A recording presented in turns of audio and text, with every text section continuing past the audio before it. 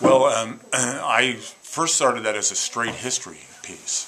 I wanted to convey to the reader just how dramatic Coos County was back in 1900, when it was an engine, literally an engine for the state of New Hampshire, and in some respects for New England as well.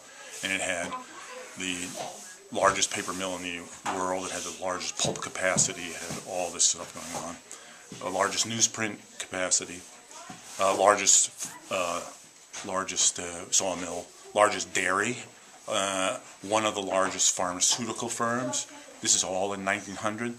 To convey that to the reader as a straight history, but my editor from Sugar Hill said, you know what, it'd be great if you could put this in the voice of some old timer who is a logger. And it just, when she said that to me, it rang true. You know, it just said, oh, perfect. Create a character, right? Yeah, it's like create a character and have him talk to the audience, to the reader, about it. And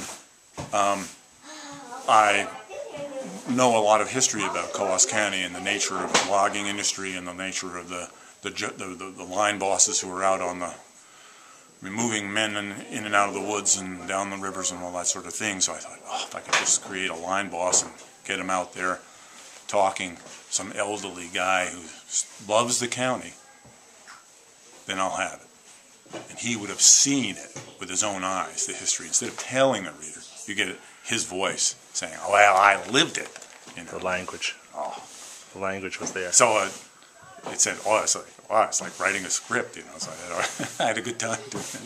I had a great time doing it, as a matter of fact. Well, and I think it came out okay. Yeah.